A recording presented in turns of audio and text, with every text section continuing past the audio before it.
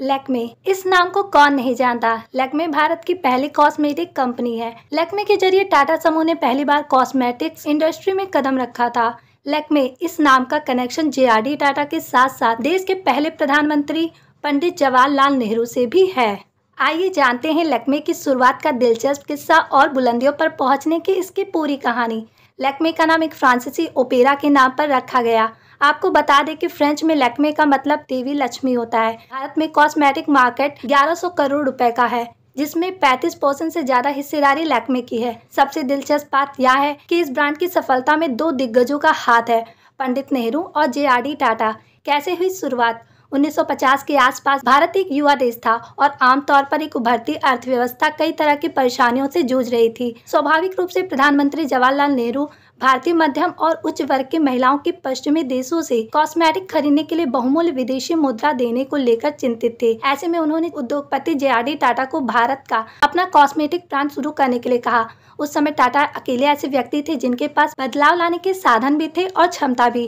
टाटा ने बहुत विचार विमर्श के बाद ब्रांड शुरू करने का फैसला किया और उन्होंने इसका नाम लैक्मे रखा। यह नाम एक फ्रांसीसी ओपेरा से आया, जिससे ओपेरा की नाटकीय और ग्लैमरस अपील को ब्रांड में शामिल किया गया। दिलचस्प बात यह है कि माता लक्ष्मी का वेस्टर्न डेरिवेटिव है, लेकिन ऐसा कोई तरीका नहीं है कि भारतीय महिलाएं लक्ष्मी काजल या लिपस्टिक नाम की कोई चीज खरीदें और इसलिए नाम थोड़ा अलग और आइकॉनिक लैक्मे रखा गया।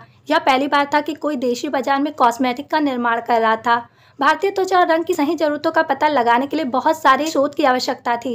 विशेषज्ञों को 24 घंटों पर काम पर लगाया गया था। 1952 में लैक्मे ने टाटा ऑयल मिल्स की 100% सहायक कंपनी के रूप में ऑपरेशन शुरू किया। सिमोन टाटा नवल एच टाटा की स्विस पत्नी, जो 1961 में प्रबंध निदेशक के रूप में शामिल हुई, 1982 में इसके अध्यक्ष बनी। सिमोन टाटा ने संभाली जिम्मेदारी। सिमोन एक यूरोपीय महिला थी और समझती थी कि उभरते सौंदर्य ब्रांड को वास्तव में कहां ले जाना है। भारत की अपनी कारपोरेट महारानी के नाम से मशहूर सिमोन मुख्य रूप से पुरुष प्रधान दुनिया में महिलाओं के लिए सांस थी। दूसरे विश्व युद्ध के दौरान स्विट्जरलैंड में काफी समय तक रही थी और पैसे के महत्व को समझती थी और लैक्मे लाइन ने इसे रिफ्लेक्ट किया। यह सिमोन ही थी जो लैक्मे को घर घर में मशहूर नाम बनाने में काफी हद तक जिम्मेदार थी। उन्हें 1989 में टाटा इंडस्ट्रीज के बोर्ड में नियुक्त किया गया था। समय गुजरता गया। वैश्विक FMCG क्षेत्र में यूनिलीवर के विशाल और विविध अनुभव को देखते हुए टाटा ने अंततः 1996 में लैक्मे को 200 करोड़ रुपए में हिंदुस्तान यूनिलीवर को बेच दिया। लैक्मे फैशन वीक और स्कूल ऑफ स्टाइल। लैक्मे ने कामकाजी महिलाओं के लिए अपनी नई रेंज की कीमत पर भी दांव खेला है।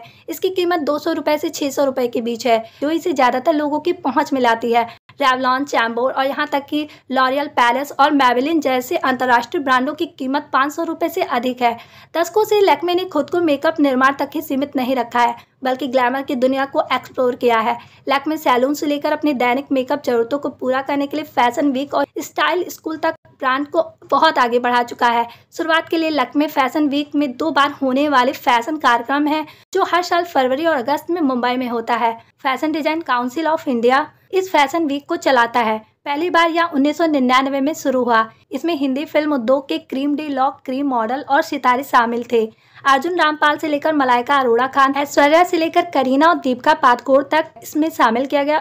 एडवर्टाइजिंग से बनाई घर घर पहचान। 80 के दशक के मशहूर हस्ती और सुपर मॉडल श्यामोली वर्मा को ब्रांड के पहले चेहरे के रूप में दिखाते हुए लैक्मे ने मेकअप लगाने से जुड़ी वर्जनाओं को तोड़ने का अपना अभियान शुरू किया। बाद में वर्मा को लैक्मे गर्ल के नाम से जाना जाने लगा। पारंपरिक पोशाक पहने और लैक्मे उत्पादों से सजी सितार और बांसुरी जैसे भारतीय संगीत वाद्ययंत्र बजाते हुए उन्होंने ब्रांड में आधुनिकता और भारतीयता का मिश्रण दिखाया। If colour to be beauty, what music is to mood play on.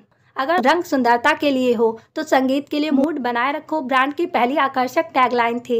यह सिर्फ शुरुआत थी। इसके तुरंत बाद उन्होंने रेखा, ऐश्वर्या राय बच्चन, करीना कपूर खान, श्रद्धा कपूर और काजोल देवगन जैसे बॉलीवुड कलाकारों को शामिल कर लिया। आज कंपनी के पास 300 से ज्यादा प्रोडक्ट हैं और 70 से ज्यादा देशों में बेचे जाते हैं।